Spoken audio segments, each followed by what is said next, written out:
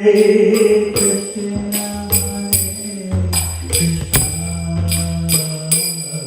Krishna Krishna,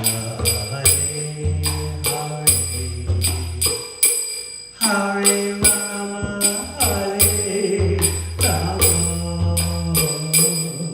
Rama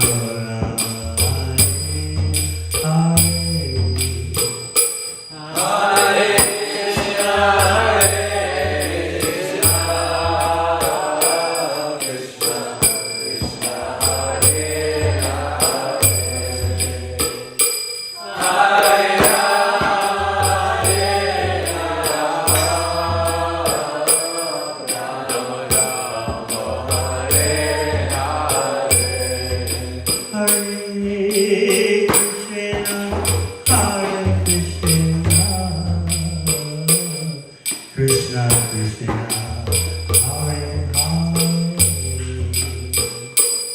Hare Rama, Rama Rama, Hare Krishna, Hare Krishna,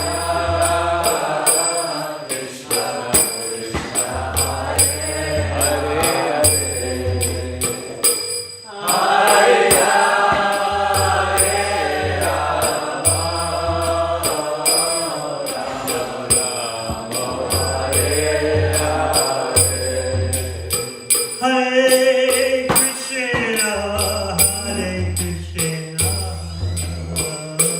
Krishna Krishna, Hare Hare, Hare Rama, Hare Rama,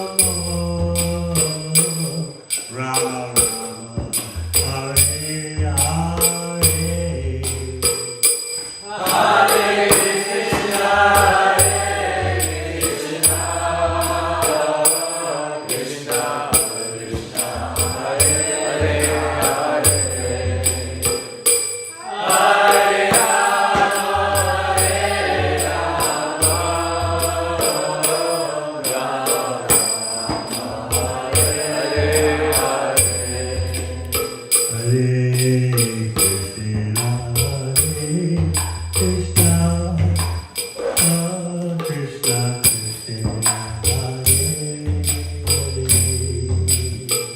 Hare Rama, Hare Rama, Rama Rama, Hare Hare. Hare Krishna, Hare Krishna, Krishna Krishna, Hare Hare,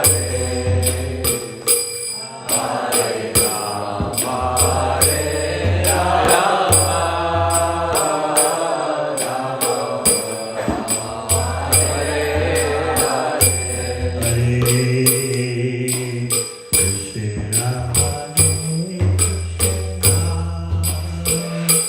Krishna Krishna, Hare Rama, Rama Rama, Hare Hare.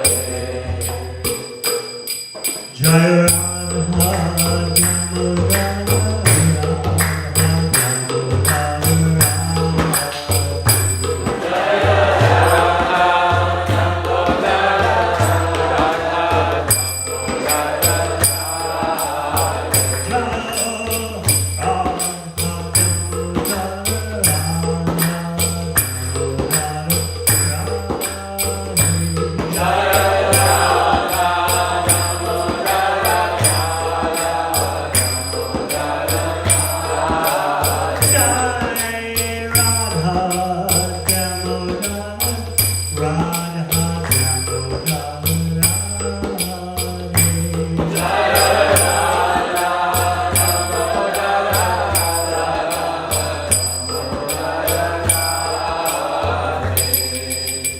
So Premanandi.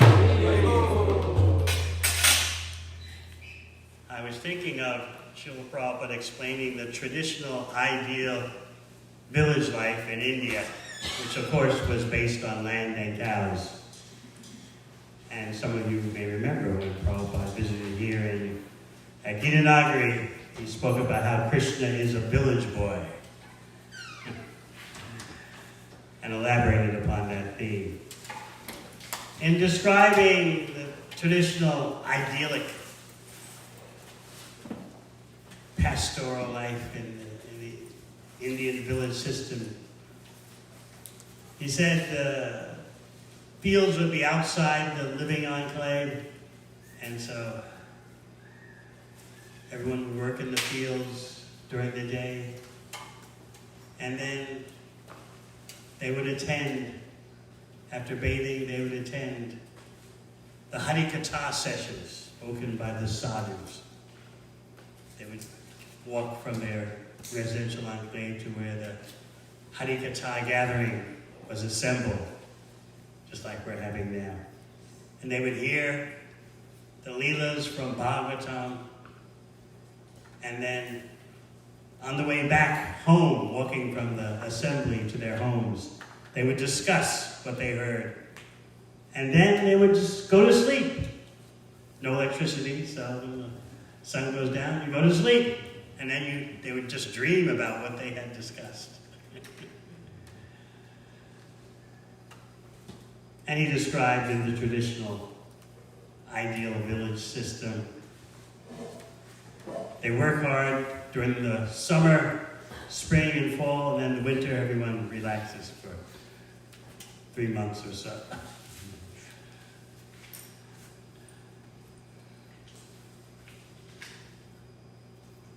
So those thoughts were coming to my mind about how Krishna is a village boy.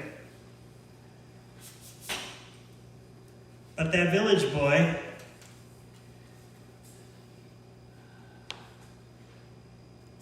does many amazing things, inconceivable things, all while maintaining his sweetness. This is a constant theme in talking about Krishna.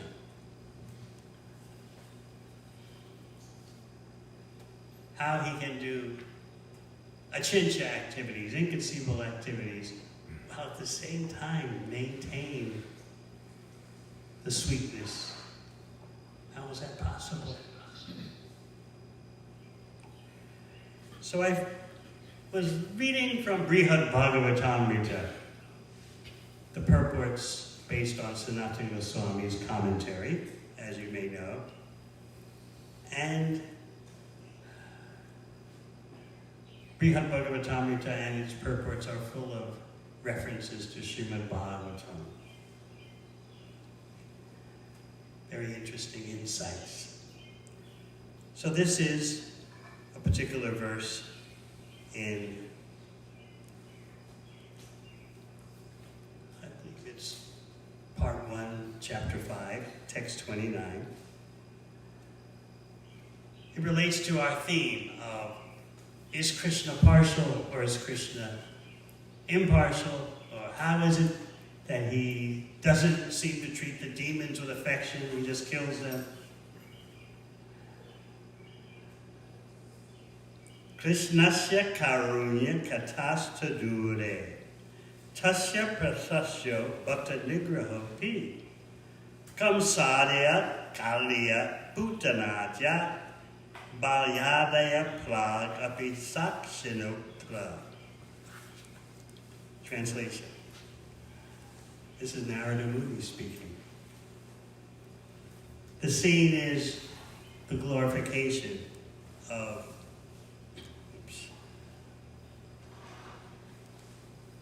the Pandavas. And Narada Muni is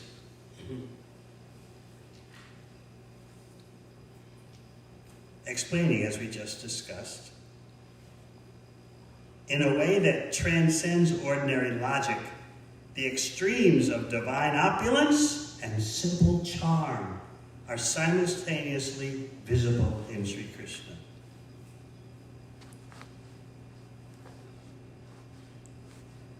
So in the process of glorifying the Pandavas, we get a section about how Krishna demonstrates his kindness, even by killing demons. And of course, that point raised by Narada Muni is very relevant for our discussion of Srimad Bhagavatam. And that discussion of the glories of the Pandavas, and then an insert about Krishna's inconceivable kindness even when he kills, results in Narada Muni seizing his tongue with his teeth to try to stop, jokingly, to try to stop his tongue from glorifying Krishna.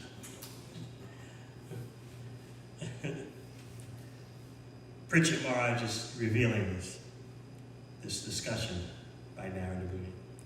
While singing enthusiastically in this way, the sage instructed his own tongue, which was greedy to chant the glories of Lord Madhava. Oh, you are too busy talking about the greatness of our master. To stop that tongue, he then seized it with his teeth. He's joking. He's chastising his tongue for misbehaving, uncontrollably glorifying Krishna. His tongue was sincerely relishing the pleasure of glorifying Krishna. There was little hope that Narada Muni could stop it, but he's just joking and demonstrating. Ah, tongue. Ah.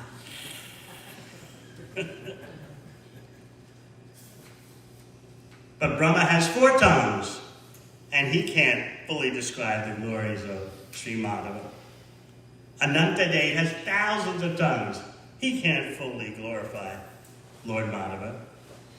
So Narada Muni is telling his own tongue, you're so insignificant. How could you be so impudent to think you could describe the glories of the Lord? Just stop. He's joking, of course.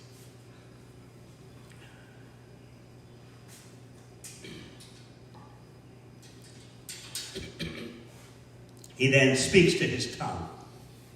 Dear tongue, this effort of yours attests to your great fortune.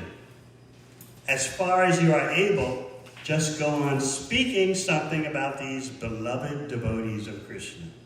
In other words, it's impossible for you to adequately glorify Krishna, so try always talking about the glories of the devotees.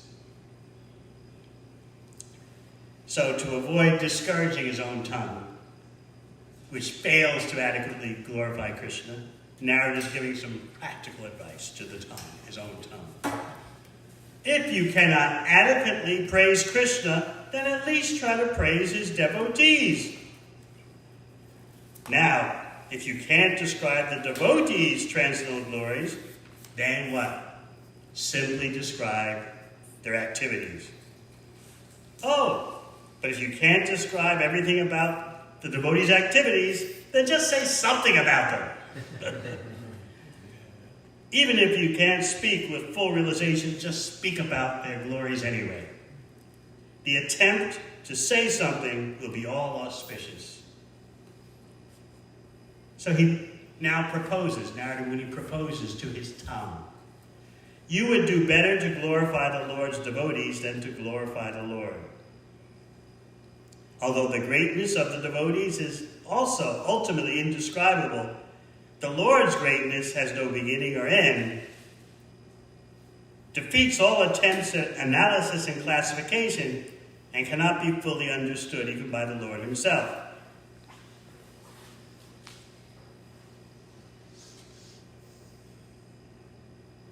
So we're comparing the indescribable glories of the devotees with the indescribable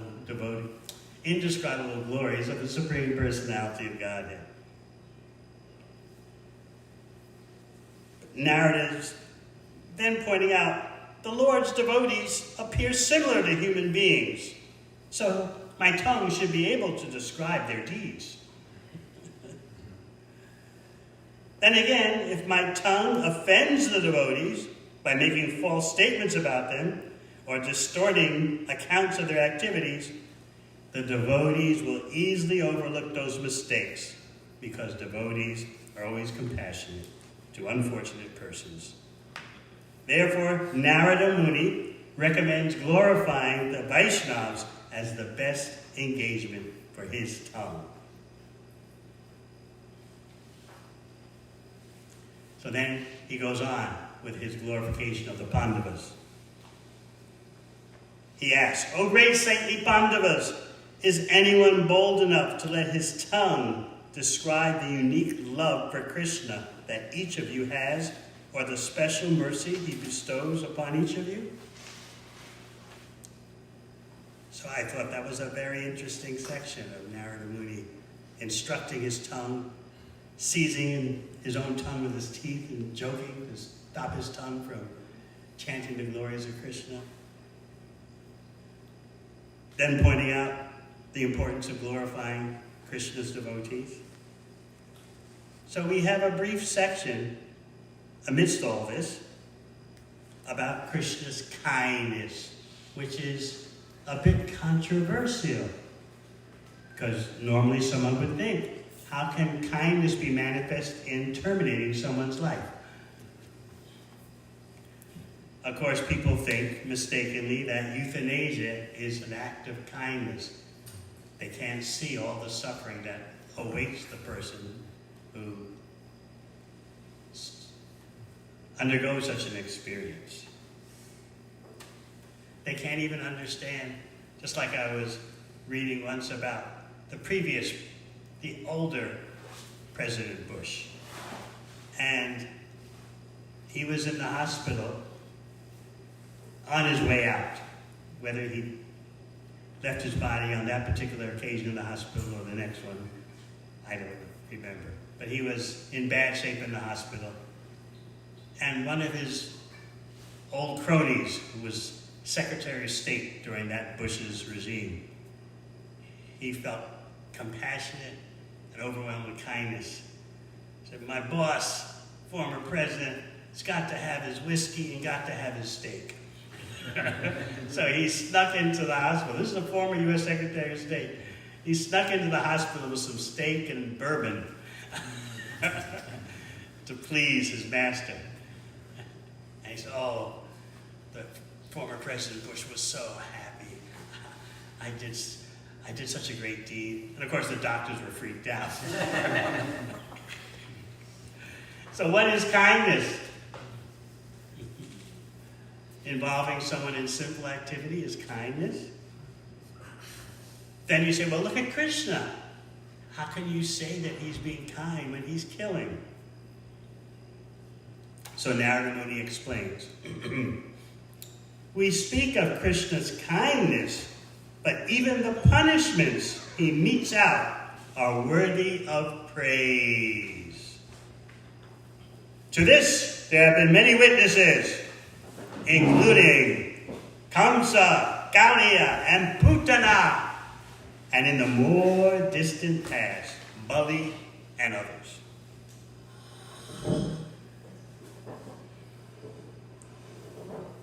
So in his commentary, Sanatana Goswami explains about Kamsa's unfavorable Krishna consciousness, but he was Krishna conscious.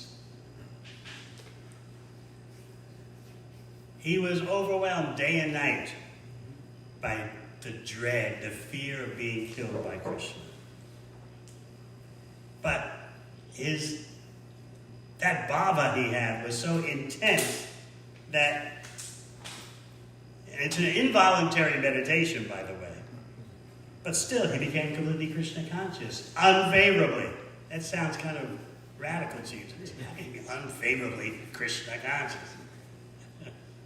This is why Rupa Goswami in Bhakti Rasamrita Sindhu says, Anukulyena Krishnanu Shilanam. Serve Krishna favorably. That means unfavorable as possible. So Kamsa is a first-class example of unfavorable Krishna consciousness. But he was Krishna conscious. So there's a Bhagavatam verse quoted, and we'll go to that verse. Asina samvisham tishtan bunjana payatan pivam chintayana risikesham apasyatan mayam jagat. While sitting on his throne, or sitting in his room, while lying on his bed, or indeed while situated anywhere, and while eating, sleeping, walking, or drinking, Kamsa saw what? Only his enemy, the Supreme Lord, Rishikesh. In other words, by thinking of this all-pervading enemy, Kamsa became unfavorably Krishna conscious.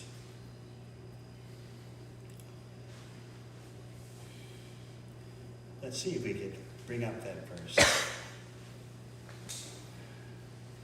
Yes.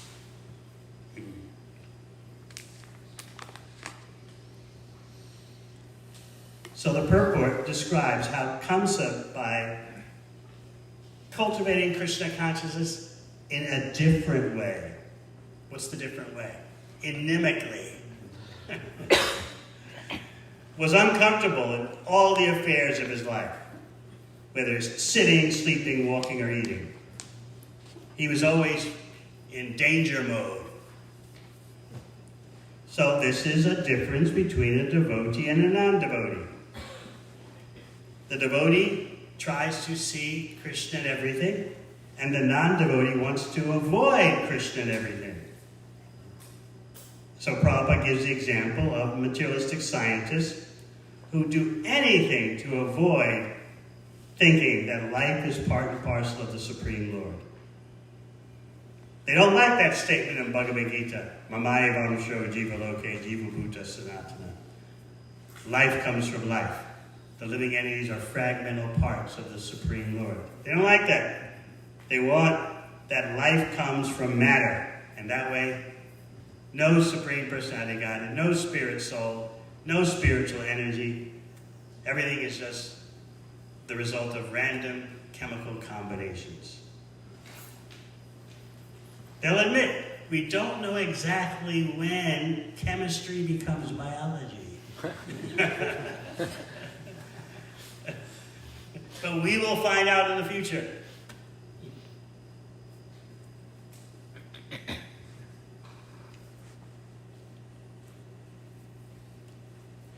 So the example is given of the contrast between Kamsa and Rupa Goswami.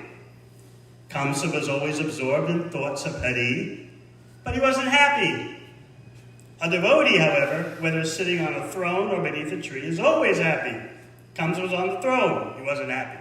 Rupa Goswami is under a tree. He's always happy. Rupa Goswami, the example given, Chakra Torna Mashesha Mandalapati Sainim Sada Tuchava. He gave up his top government post to sit beneath a tree and chant. Happy beneath a tree in Vrindavan. So this is the difference between a devotee and a non-devotee. And that comfortable position of a devotee can be established by the mercy of Lord Sri Chaitanya Mahaprabhu.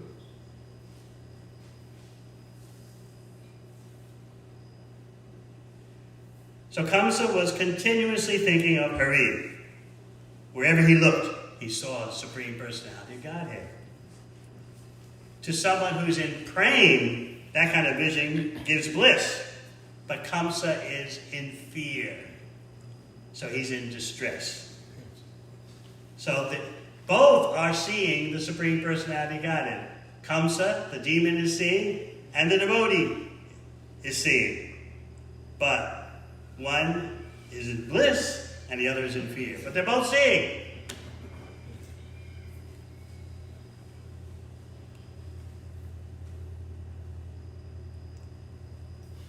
So Kamsa had a vision that's rare for even the greatest yogis.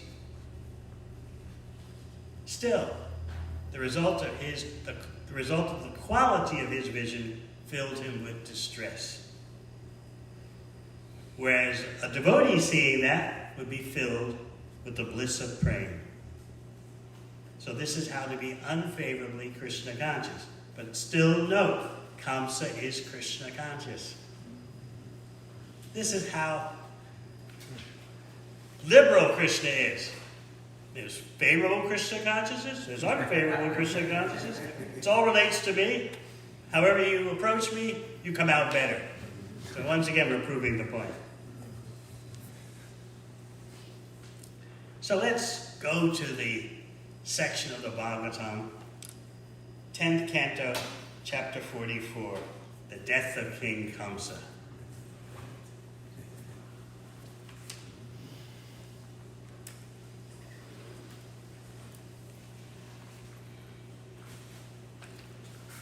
So Krishna and Balaram have just killed the professional wrestlers, Chanura and Mushtika.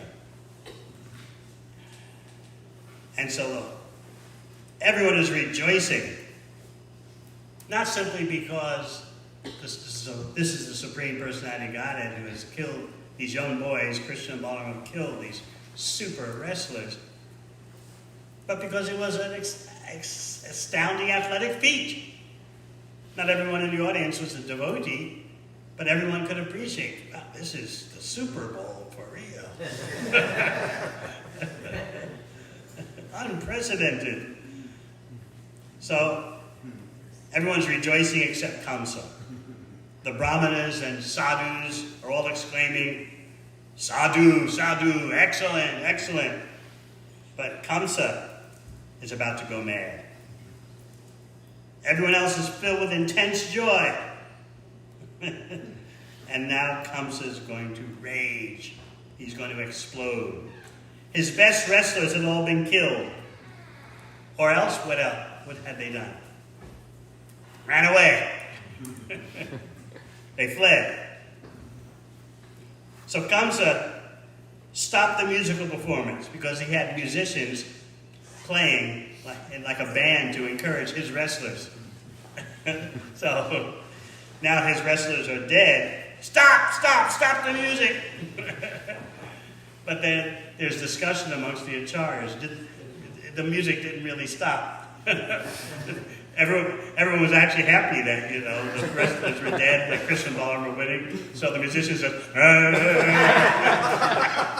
and Kamsa's yelling, stop the music.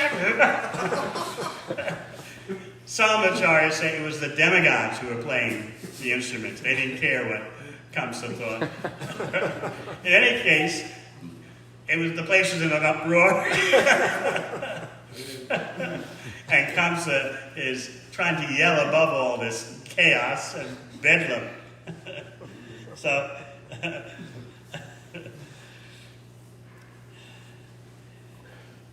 you can just imagine the mridangos are beating. All the various instruments are playing at once. And the devatas are roaring from the sky. Jai Govinda! Jai Govinda!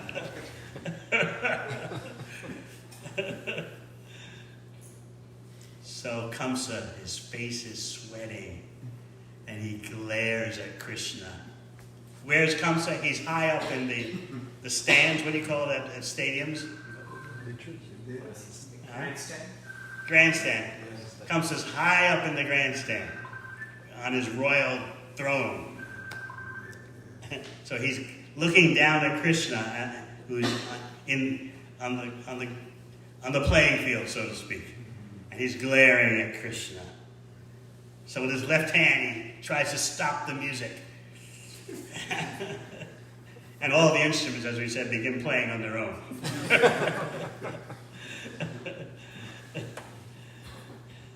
But Kamsa wants his words to be heard. And what's he going to do? Drive the two wicked sons of Vasudeva out of the city. Throw Krishna and Balaram out of the city, those wicked sons of Vasudeva. Actually, he's glorifying Krishna and Balaram. In what way? Huh? By mentioning their names? Particularly, he's saying they like the forest better than the city. Jai Govinda. Throw them out of the city. So that's the upside of what Kamsa is roaring.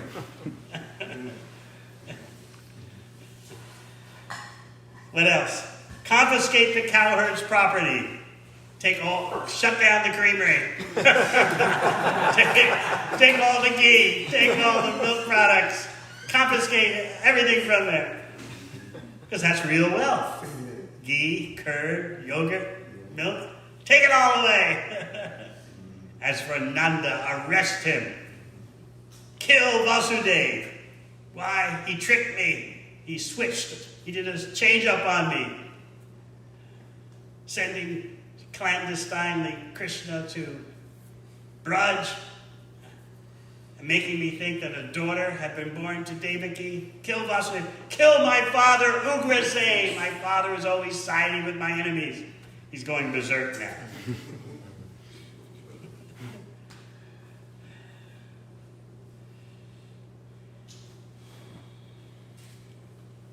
So he's issuing all these executive orders.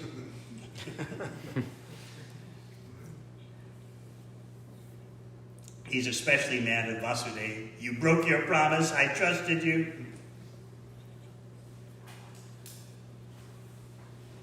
His own father, Kamsa's own father, Ugrasena, he wants him dead. He's partial. He follows Vasudeva.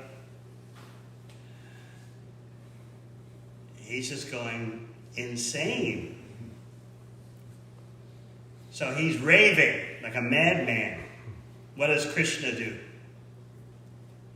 Krishna is intensely angry. Everything has to be there in the Supreme Personality Godhead. But it's Shuddha, pure. You can't imagine what it's like to be purely angry. Satchidananda anger. Anger in the material world is a mode of passion. It pollutes the consciousness. In the material world, anger indicates frustrated material desires.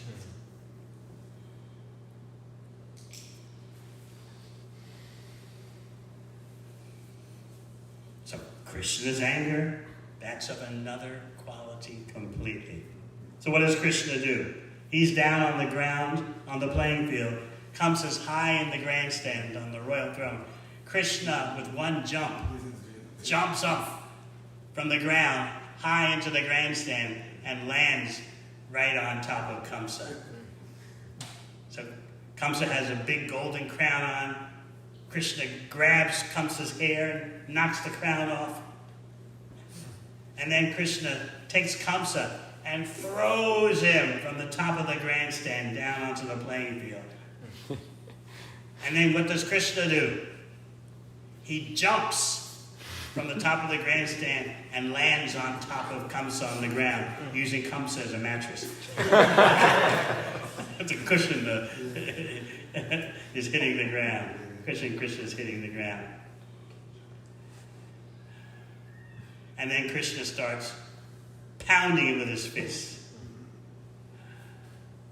Finishes him off in that way. How did Krishna get up onto the grandstand so without any interference? He jumped up. He had jumped from the playing field into the grandstand at the top where Kamsa's throne was. He had jumped so quickly they couldn't see him. That's how athletic Krishna is. He was up there in a flash. And before Kamsa knew it, he had Krishna on top of him. And then Krishna threw him far down on the ground below.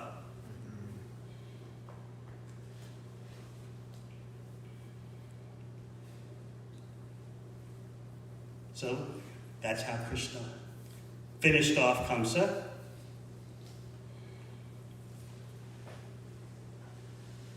You have to appreciate how great a warrior was Kamsa.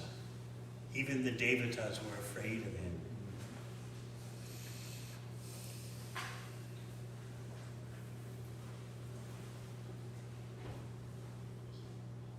So you can just visualize Krishna straddling the chest of Kamsa, striking him over and over again. So then what happened?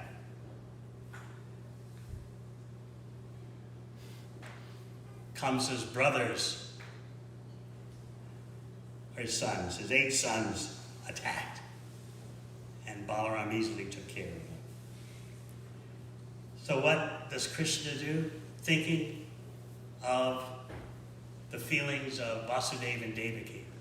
Krishna's thinking, they are not sure he's dead. They may be thinking that I just knocked him unconscious. This is how do you say, considerate Krishna is of others' feelings.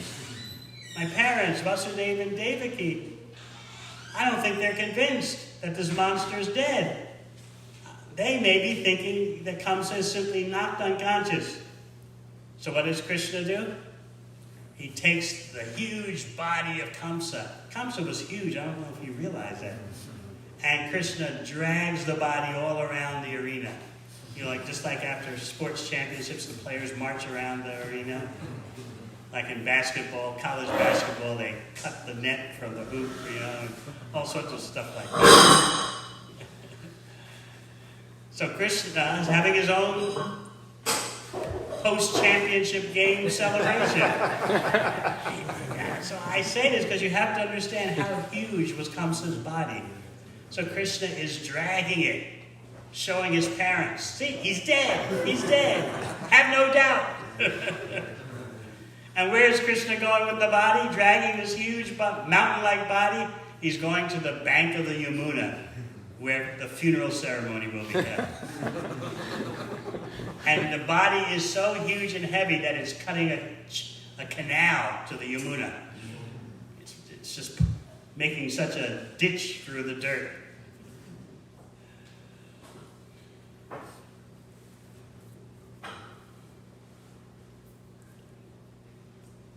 So the audience was in shock. Everyone was astonished. They've never seen such an athletic feat before.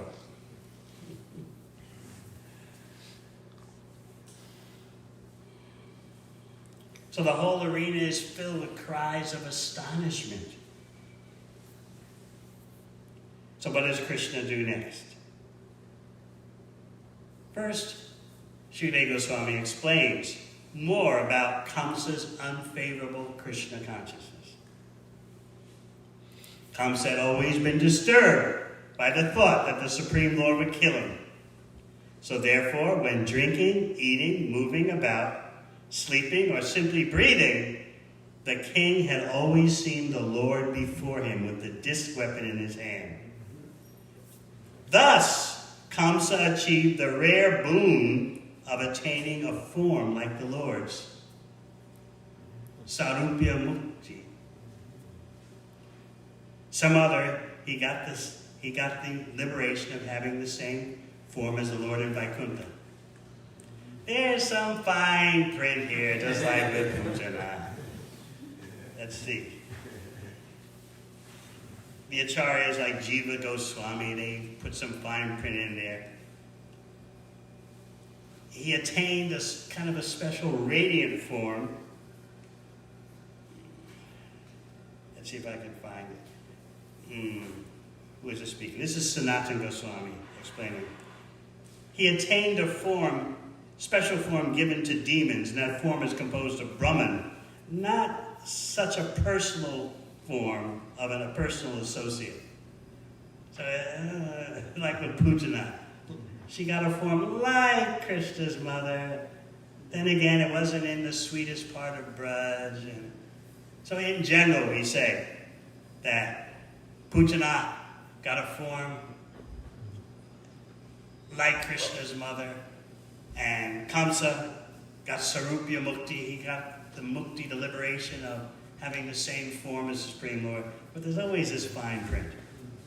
But again, as we said the other day, we don't want to get so much caught up in the fine print that we miss the bhava impact of the whole Leela. We want our hearts to respond to the various flavors of the Leelas. those flavors of the Leelas are the actual detailed facts. That's why, where as I explained this in Los Angeles, in Bhagavatam, chronology is not the most important thing. When you're educated in school in the standard way, they make you memorize dates. How many of you memorize dates? What dates they make you memorize in Bulgaria? Wow, the liberation from the Turks. Liberation from the Turks. 3rd of March. When is that? 3rd of March. 3rd of March, what year? 1878. 1878. Anyone else? What dates?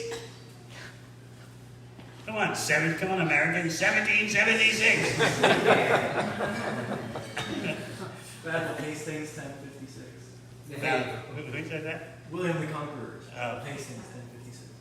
Oh, you had to learn that one? 66. Anyone else? They make you learn dates in Vietnam? Which one? The end of the Vietnam War or something?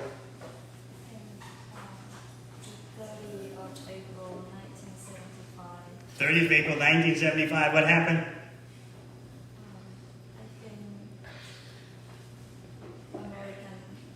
Withdrew, left Vietnam, stopped bombing the place to pieces in the name of democracy. What about Finland?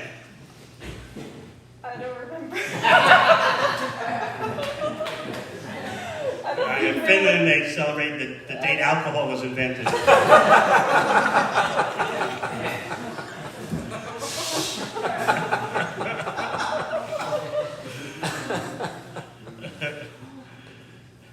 What about Mexico?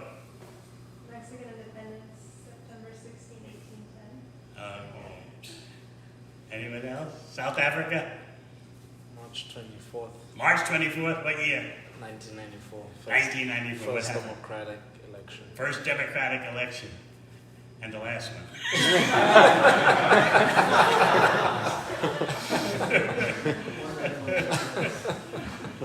Any other countries here? Jamaica, what? August 6, 1962. Independence from Britain. Okay, August 6. 1962. Okay. So we've been unconsciously drilled in the Western fetish or addiction for dates and chronology, where that's not so important in Bhagavatam. Don't you know that sometimes Shukadeva Goswami presents Krishna Leela out of order? Now, from the Western point of view, that's a fault. The Western point of view is first this happens, then that happens, and that happens. You gotta know the sequence. But Bhagavatam is a rasa shastra.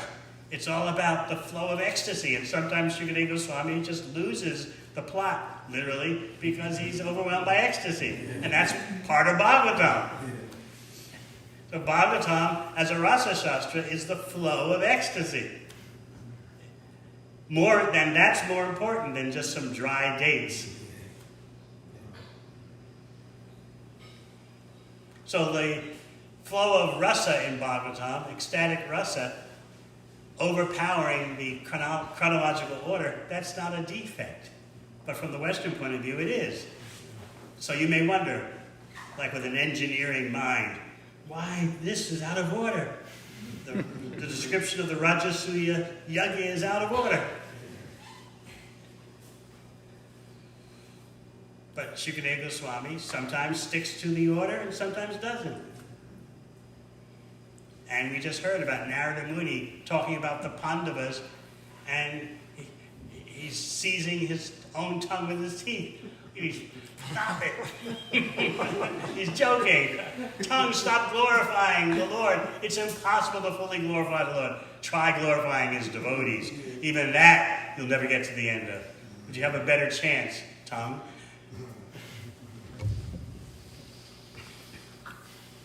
So then the question should come to you, regardless of the details about Kamsa's liberation. How did he attain liberation, although he's so sinful? It's because of Krishna's unlimited kindness and attractiveness. Now, what happened in Kamsa's previous birth? as Kalanemi. He was killed by an incarnation of the Lord named Ajit. He did not attain liberation because only Krishna in his original form gives liberation. That's a whole subject Rupa Goswami describes in Laghu Bhagavatamrita.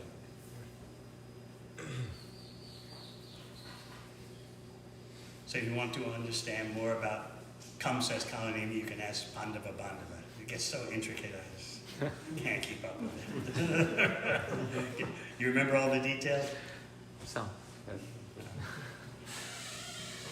In any case, Kamsa as Kalanemi, killed by Ajit, the incarnation of the Lord, did not get liberation. Now he has attained it by unfavorably thinking of Krishna.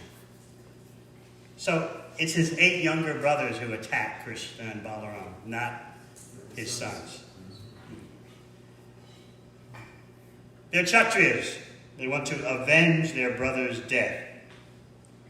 Because that's the way of the family system. You take on the debts. You feel indebted to what happens to your relatives. So we have a debt to our brother. We have to absolve ourselves of that debt. We have to kill his killer. So Balaram just takes care of them so easily. Shukadeva Goswami says, like a lion easily kills other animals.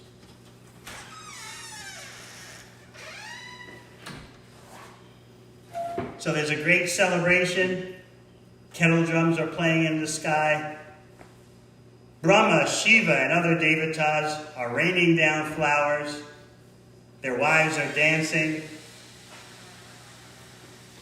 But then amazingly, and I don't know if you ever wondered about this, you get about 4 or 5 verses spoken by Kamsa's wives, lamenting. Did you ever think about why so much attention to what the wives of Kamsa are doing and lamenting? Tough luck on them, tough cookies. You married a demon, what do you expect? This is how broad-minded the Bhagavatam is. So Shukadeva Goswami says, my dear king, Parikshit Maharaj, the wives of Kamsa and his brothers, aggrieved by the death of their well-wishing husbands, came forward with tearful eyes, beating their heads. It was a pathetic scene. They were beating their heads, they were pulling out their own hair, crying. Their husbands are laying on the funeral pyre where the bodies are going to be burned at the bank of the Yamuna. Their wives, Kamsa had about 1,000 wives. They're all embracing the body of Kamsa, and the wives of Kamsa's brothers are embracing the bodies, and everyone's wailing loudly, shedding constant tears. The loud, pitiful voices. It's a huge scene. So we're thinking, who cares about them? We care about the devotees. But you're going to be astonished at what Krishna does. As the women are crying out, "Oh Master, oh dear one, oh knower of religious principles. Oh kind and compassionate protector of the shelterless." They're emotionally upset. By your death, we are also dying. Not only we are dying, but our whole household and our children.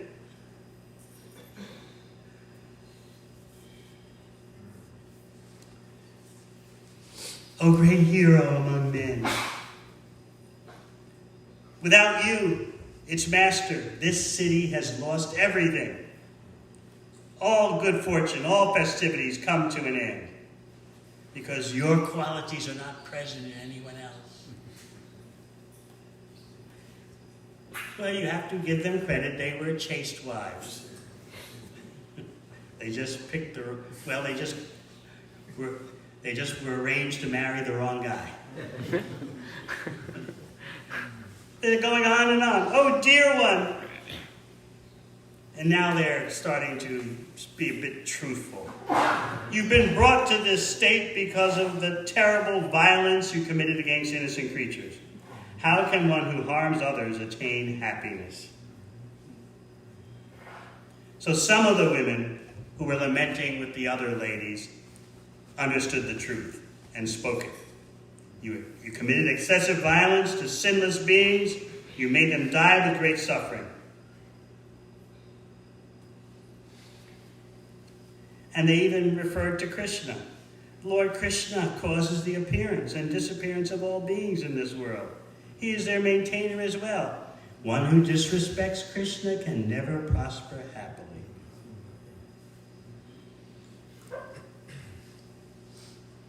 So what does Krishna do? Just see how sensitive and kind Krishna is. He personally arranges for the funeral ceremony.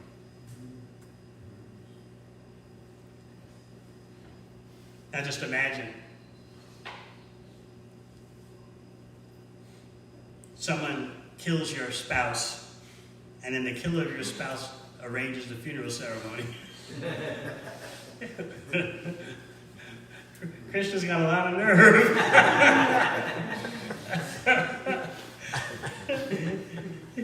All these ladies are lamenting, pulling out their hair, beating their heads, lamenting the death of their husband and their husband's brothers. And Krishna speaks consoling words. Shukadeva Goswami said, after consoling the royal ladies, Lord Krishna, sustainer of all the worlds, arranged for the prescribed funeral rites to be performed.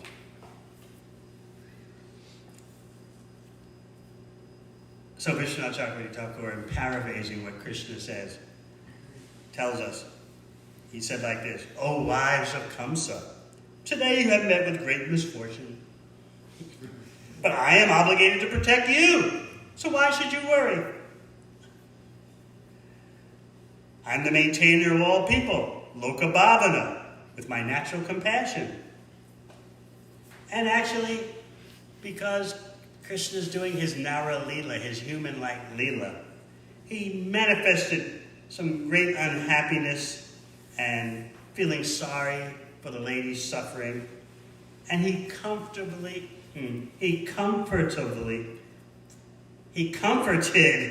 the women personally with tears in his eyes. He's being for real, but remember, he just killed their husband and dragged his body all around the arena. Then he can switch gears like this, and with tears in his eyes. Oh, this has been a great disaster. And he means it.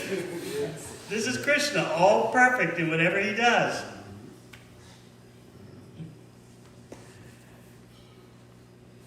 And then, in Hari Vamsha, the Shastra Hari Vamsha describes that hearing the excessive miserable lamentation of Kamsa's wives, Krishna criticizes himself in front of everyone. Oh, I have made widows out of Kamsa's 1,000 wives because I was influenced by human anger. He's criticizing himself. So Krishna arranges for the funeral rites. He wanted to stop the lamentation of the ladies and also maintain the purity of the holy place. Too much material lamentation going on here. So again, Krishna's kindness, his impartiality. So any questions at this point?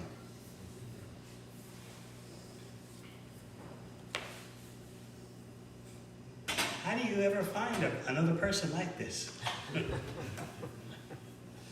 He feels for his parents. He knows his parents, Vasudeva and Devaki, aren't convinced that Kamsa's dead. They think he could be just unconscious. So Krishna drags the body all around the arena to show everyone he's dead, he's dead.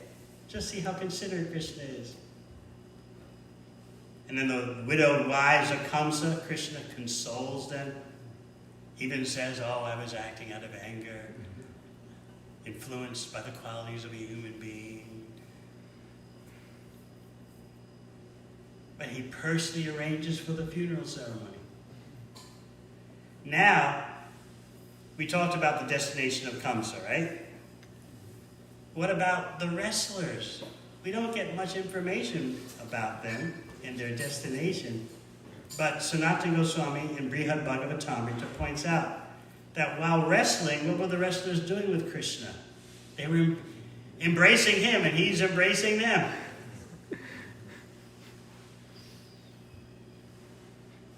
So they were liberated at least into the impersonal Brahman. Sometimes the Shastra will just say liberation without going into whether it's liberation to Vaikuntha or Goloka Vrindavan or liberation into Brahman effulgence. But these wrestlers died embracing Krishna in a wrestler's lock. So just think of that good fortune.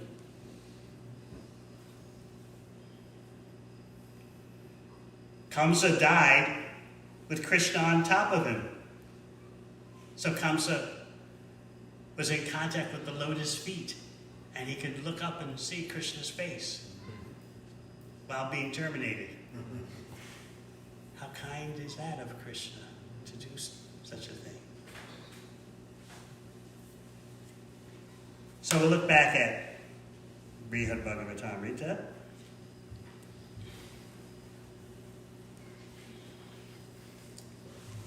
At the time of Kamsa's death, Krishna dragged him from his platform in the arena and jumped on his chest.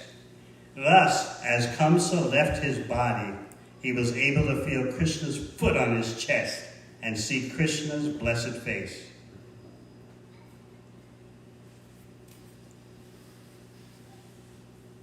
Being punished by Krishna also spiritually benefited many allies of Kamsa, including the wrestlers of Mathura and kings like Jarasandha. So it's a long purport describing how so many demons benefited from Krishna's kindness in killing them. And we get some information about the wrestlers, Chanura and Mushtika. They're less blamable than Kamsa. Why? Because they were ordered. That's right. Opponents like wrestlers Chanura and Mushika were less culpable. Fighting against Krishna under Kamsa's orders, they had become infected by Kamsa's envious spirit. Still, the wrestlers were allowed the favor of being embraced by Krishna during combat, just like the cowherd boys of Braj in their mock fights with Krishna. Krishna also honored the wrestlers by conducting their funerals. So Krishna's conducting of the funerals was not just for Kamsa or Kamsa's brothers, it was also for the wrestlers. This is kindness. So any questions?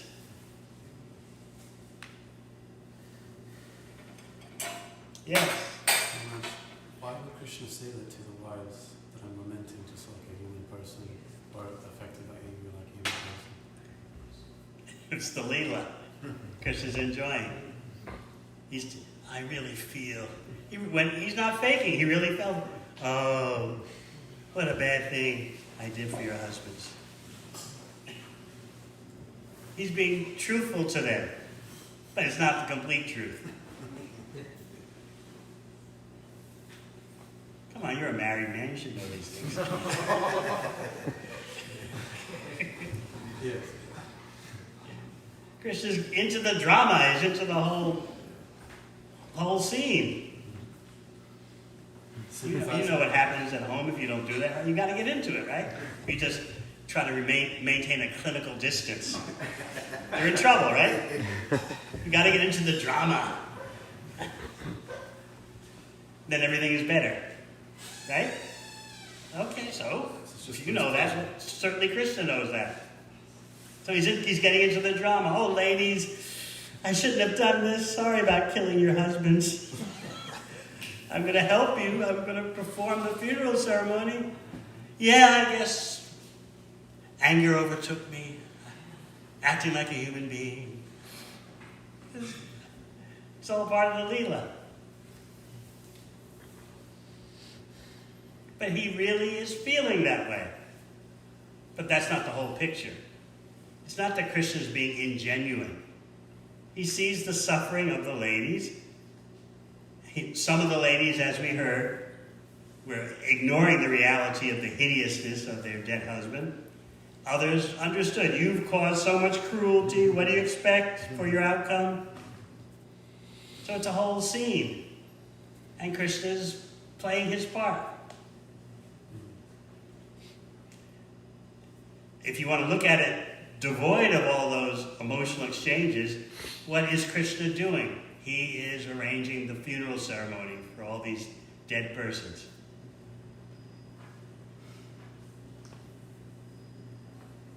So we might just focus on, well, Krishna is being magnanimous. These rascals, they attacked him, have caused so much havoc, and yet Krishna's performing their funeral ceremony. How munificent is Krishna? You can look at it in that way, which is certainly correct.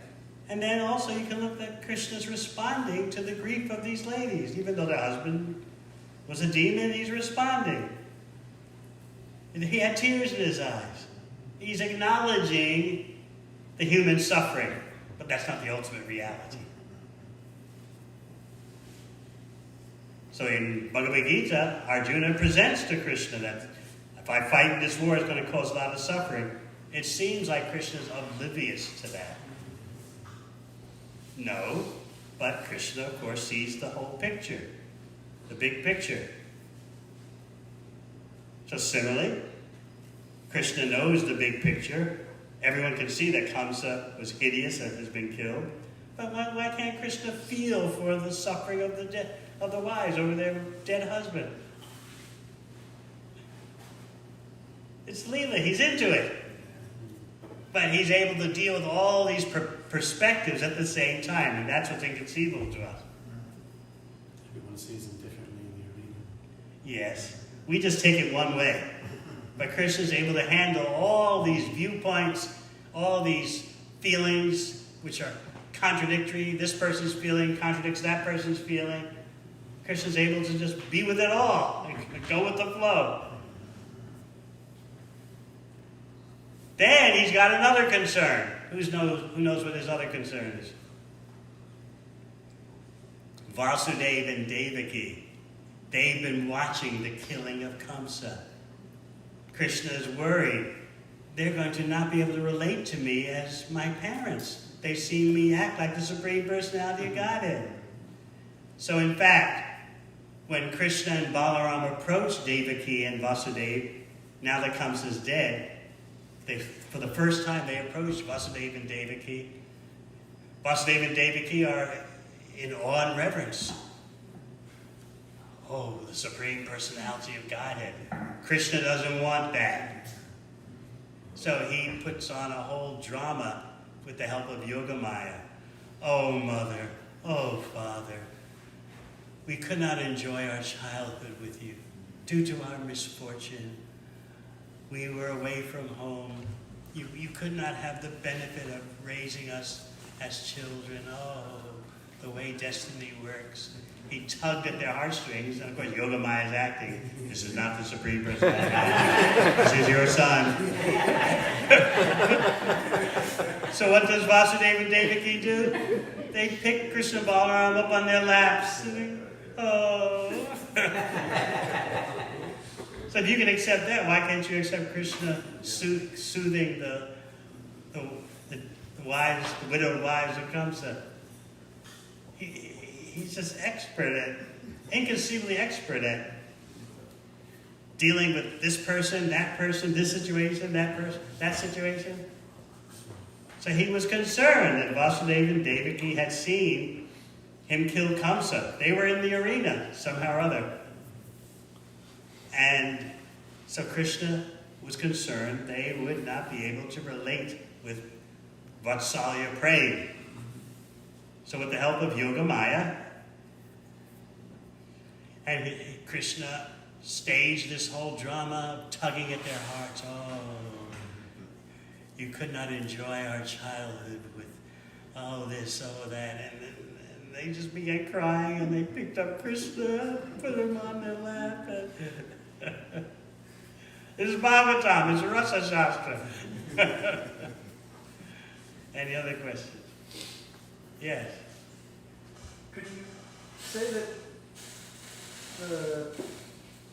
that all of this Rasa Shastra, Krishna having so many inconceivable emotions that he's able to play a role with because he wants to, has a reflection in all of his incarnations, like all the Vishnu Tattva incarnations, that God is that person who can play any role he wants to perfectly, but it's still him? Actually, the Acharyas say that this ability of Krishna you'll see reflected in all the other avatars, but not present fully. There's a reflection of it. It shows up partially. That's why, as we said the other day, in Lagu Bhagavatamrita, Rupa Goswami isolates 3 forms of Krishna as being special due to their ability to reciprocate. Pada Avasta, he calls them. There's Lord Nrsingadev, and more intense is Lord Ramchandra, and most intense is Lord Krishna. We tend to focus on Lord Nrsingadev's power. He's the ultimate horror movie. But actually, Rupa Goswami is pointing out that Nrsingadev's affection for Prahlad was the most astonishing thing. Even more than Nrsingadev's ferocity. More astonishing was his affection for Prahlad. His putting his paw on Prahlad's head. And then, bear in mind, Nrsingadev appears not just for the benefit of Prahlad, but for the benefit of all devotees. Showing that all devotees can take shelter of Lord Nrsingadev in times of danger. So it's the reciprocating ability of Lord Nrsingadev that puts him in the top 3. And then, of course, there's Ram,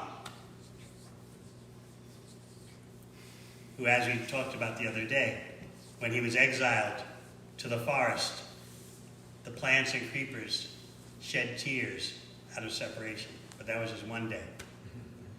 Whereas Bilba Mangala Thakur says in Braj, this happens every day, even though Krishna is there. The trees, the plants are crying and shivering, and the trees are shooting out sap. I don't know if it was maple syrup. Nitai Chand's on a maple syrup campaign.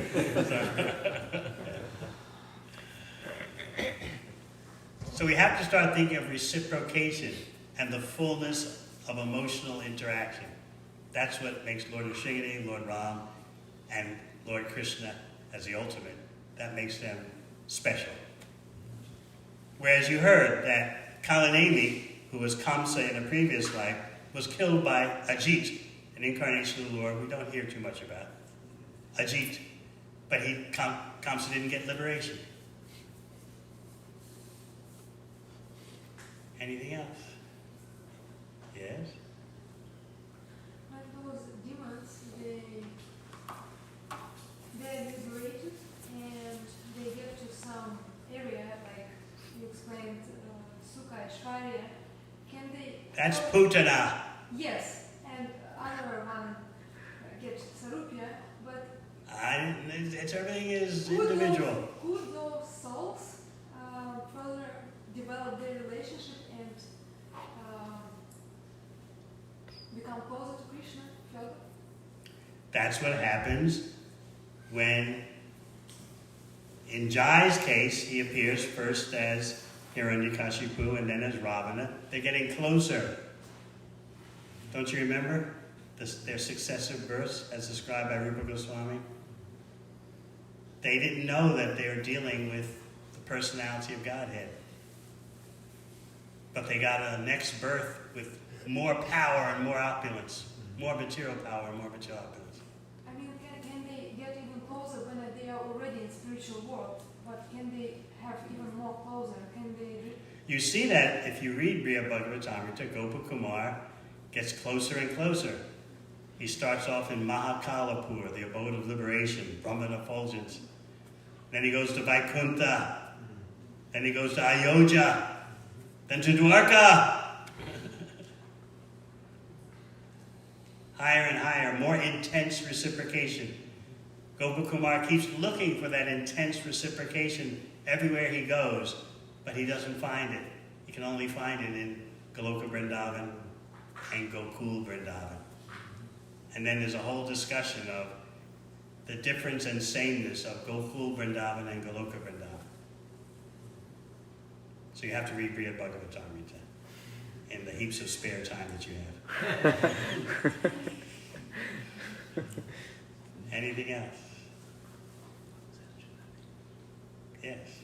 But, so they say that Jaya and Vijaya, they had 3 births, and we hear Krishna gave liberation to Kamsanava, and but then they appear again as in the pastimes of Lord Chaitanya, as Jaya and Madai.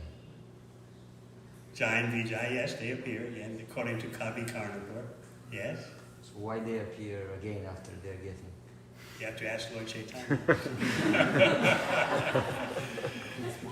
You're imposing restrictions. You can't do this.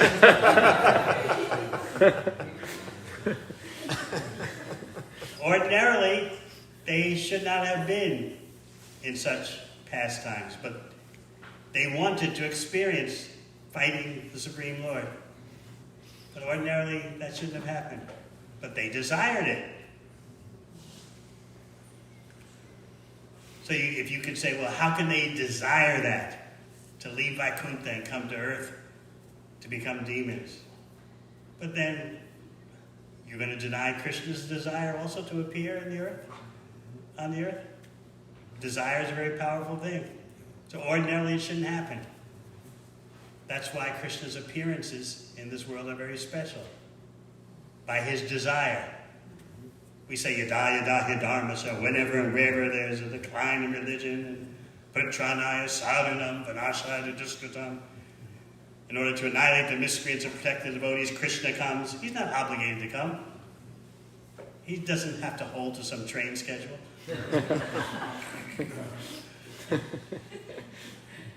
Who's taking the train from Lewistown, or Harrisburg or Lewistown? You're staying here? Yesterday was taking you all the way to the airport. New York.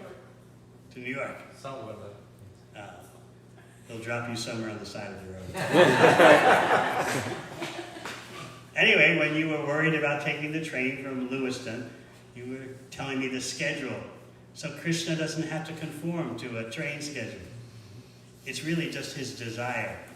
Because of his desire, he appears once every day of Brahma. It's not mechanistically forced. He's just saying, all right, I desire to appear once every day of Brahma. The main thing is Krishna's desire.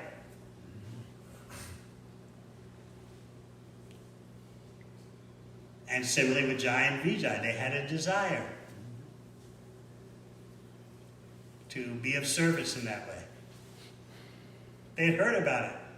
Krishna's battles with the demons. I wonder what it's like.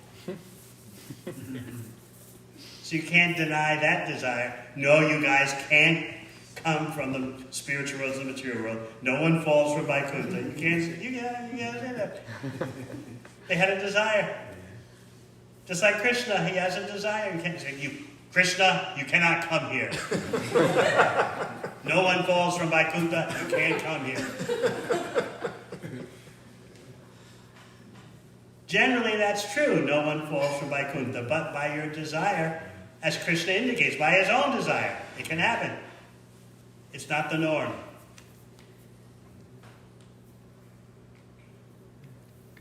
Like one devotee asked Prabhupada, I remember hearing that.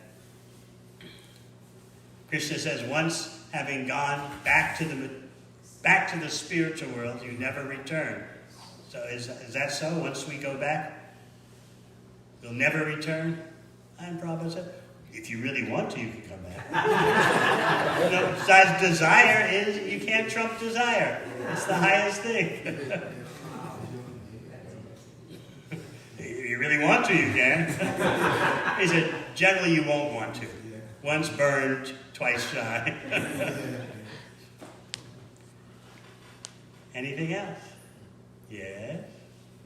As you mentioned that as conditions, so if we desire, we can from the spiritual world come back here. I think there was a poem I read in Srimad Bhagavatam that there's eternally conditioned souls and eternally liberated souls. So what does that mean, eternally? You can't trace out the beginning. But like, why is there such a difference? Between what? Between eternal liberated soul, the Krishna, because we come from Krishna, we are part and parcels of him, so why some of them are eternally liberated and some of them eternally conditioned? Because you have independence. We went through this before with you, didn't we?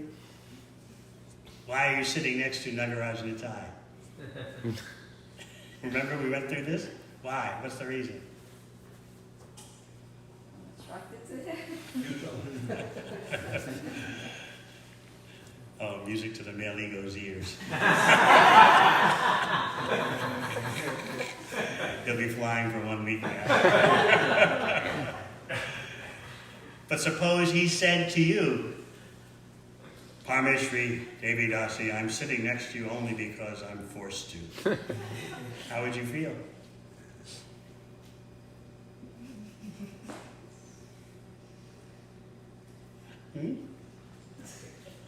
That's okay.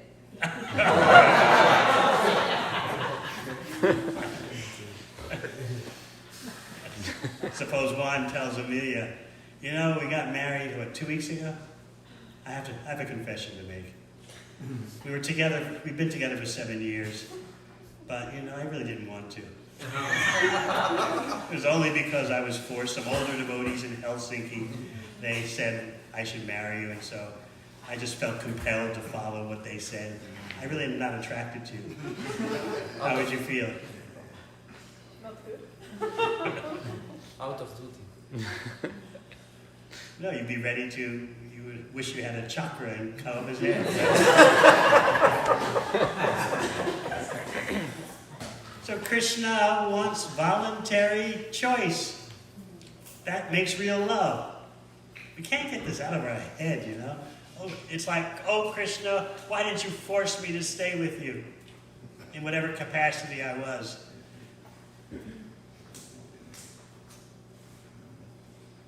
Krishna doesn't want that kind of love.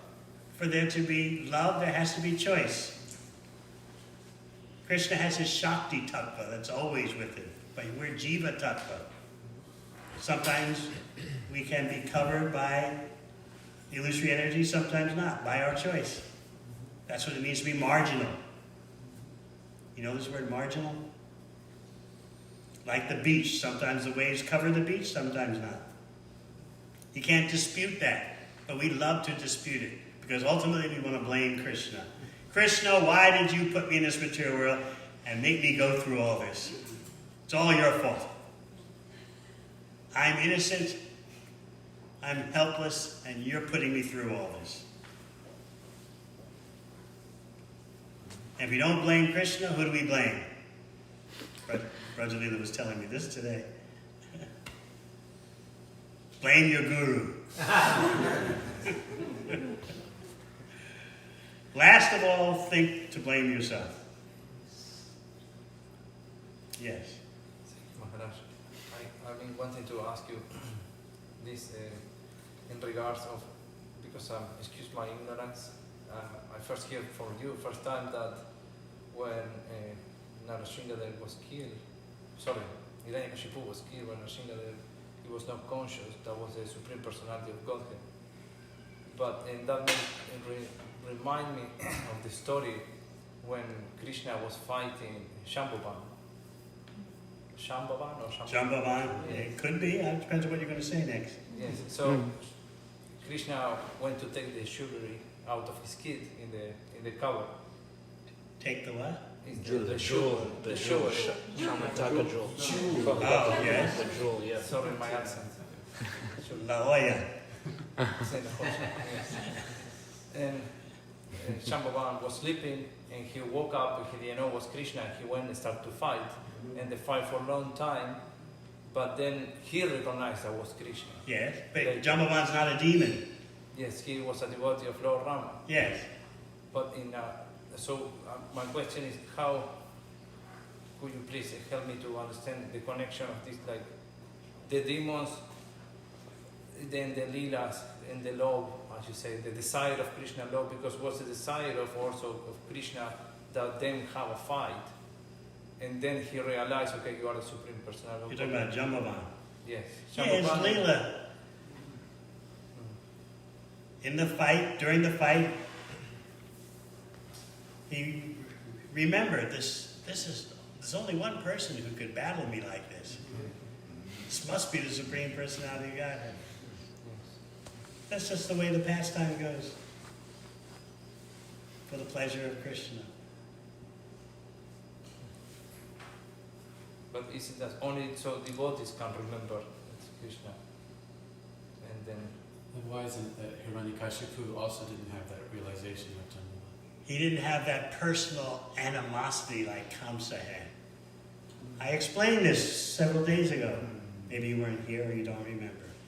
Hiranyakashipu, as Rupa Goswami presents, thought, just like I have done so many austerities, standing on the tips of my toes with my arms extended for thousands of years, I developed mystic powers like that. So this half-man, half-lion creature must be of the same origin. Austerities, mystic powers.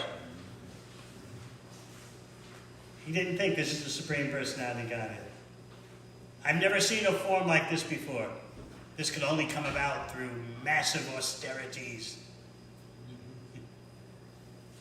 So there was no personal animosity in terms of recognizing Krishna's qualities, activities. Same with Ravana. What was Ravana hung up on? Sita. That's all. But Shishupal was different. So each successive birth brought more and more opulence and material power. As Ravana, as Shishupal, but Shishupal had personal animosity. Each killing of Hiranyakashipu and Ravana brought the person closer in a personal, unfavorable Krishna consciousness. Just like Kamsa was Krishna conscious, but unfavorable. So Shishupal, as we said, even before he could talk properly as a baby, was blaspheming Krishna. He was chanting Krishna's names with disgust, with contempt. And he was overwhelmed by Krishna's beauty. But he hated it. So beautiful, disgusting. Always wears yellow. Lotus eyes. But the holy names and the personal beauty of Krishna had invaded Shishupal's heart. It's all about being personally impacted. Anything else?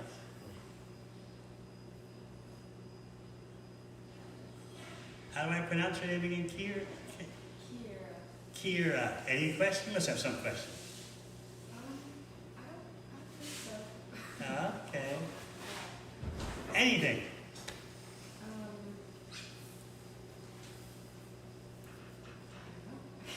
I don't know what to ask. I feel like I just been sort of like digesting. Good. We hope we're serving you good meals that are digestible.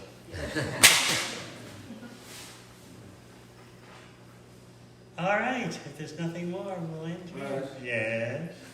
Speak slowly, please. I'm just getting used to American accent. Now I gotta hear Caribbean. Then tomorrow it'll be British accents. So it takes me a couple of days to adjust. I just like to express my gratitude, and I'm sure the other members of the audience will agree. I'm taking a liberty to thank you for Nectarian lectures, and I will say I'm sure we will be better off having those lectures. Well, I thank you. You're an educator, retired educator, Yes. retired material educator, but ongoing spiritual educator. So I take your words seriously. Thank you. So we'll see you all tomorrow, as much as of you who can, for the Bhaktivinoda Thakur disappearance celebration. Thank you very much. Hare Krishna. Hare Krishna. Hare